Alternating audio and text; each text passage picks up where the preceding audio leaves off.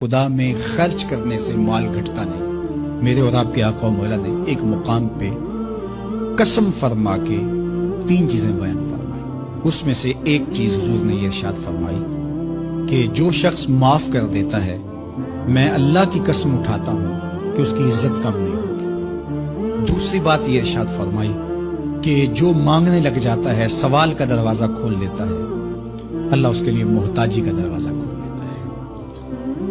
حالات سخت بھی ہوں، اگر قابل برداشت ہوں تو ان کو برداشت کرنا چاہیے تاکہ سوال کی عادت نہ پڑے۔ انسان مخمصے کی حالت میں ہو، مجبور ہو جائے تو وہ ایک الگ بات ہے، مخمصے کی حالت میں سوال جائز ہو جاتا ہے، لیکن اگر حالت مخمصے کی نہ ہو تو پھر سوال نہیں کرنا۔ تھوڑی سی مشکل آئی اور اناج بٹتے ہوئے دیکھا تو خود بھی سوالی بن کے جا کے کھڑے ہو گئے، جبکہ ہمارے گھر کے اندر اتنا کچھ موجود تھا کہ ہم گزر کر سکتے تھے، لیکن مفت کا مال ہے لہٰذا کوئی حرج نہیں ہے، تو پھر آہستہ آہستہ انسان اس کا عادی بن جاتا ہے۔ اللہ اس وقت سے بچائے کہ ہم محتاج ہوں اور ہمیں عملاً اس جگہ پہ آنا پڑے۔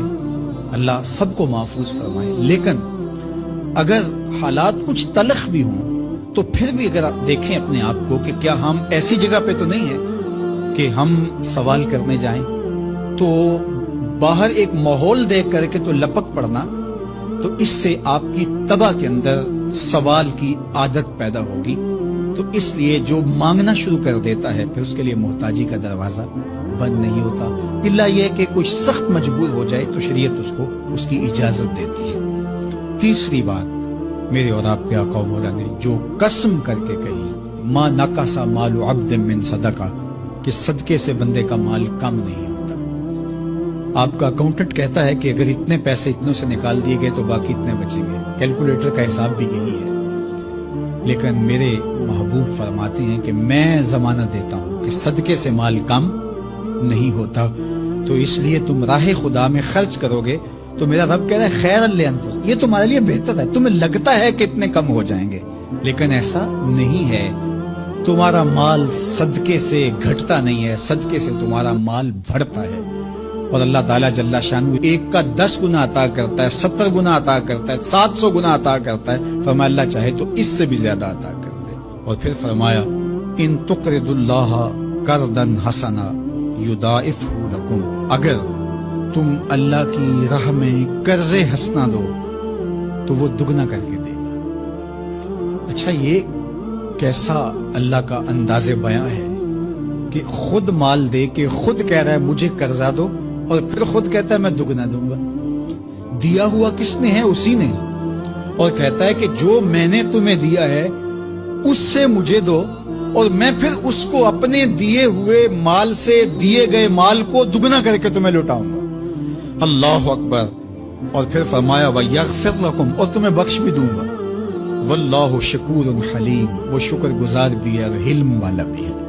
اللہ اکبر، وہ بردبار بھی ہے، وہ تمہارا شکر گزار بھی ہوگا، تمہیں دگنا کر کے بھی دے گا، تمہاری مغفرت بھی کر دے گا، اور تمہارے مال میں کمی بھی نہیں آنے دے گا، اور یہ بہتر بھی تمہارے لیے ہوگا۔ یہ تمہاری آزمائش تھی، تمہارا مال تمہیں دے کر تم سے مانگا، اور جس کے لیے مانگا اس کو اللہ ڈائریکٹ بھی تو دے سکتا تھا، لیکن کہا کہ اس کی آزمائش ہے کہ اس کو غربت کی بھٹی میں ڈالا گیا۔ تمہاری آزمائش یہ ہے، تمہیں فراوانی دی گئی۔ اب دیکھیے کہ وہ آزمائش میں پورا نکلتا ہے، تم آزمائش میں پورے نکلتے ہو، دونوں آزمائش میں پورے نکلتے ہیں، یا پھر تم نامراد اور ناکام ہو جاتے ہو۔ اللہ اکبر۔ اللہ جل شانہ پورے عالم کے اوپر پھیلی ہوئی وبا کو دور فرمائے، بالخصوص امت مسلمہ کی خیر کرے، اور میرے وطن پاکستان کو امن کا، نور کا، رحمت کا گہوارہ بنائے، اور یہاں نظام رسول کی بہاریں پیدا کرے۔ اللہ ہمیں معاشی بحرانوں سے نکال کے معیشت کا استحکام عطا کرے، اور ایک دوسرے کے لیے جذبہ احساس، جذبہ ہمدردی اور راہ خدا میں خرچ کرنے کا جذبہ فراواں ہمارا مقصود کرے۔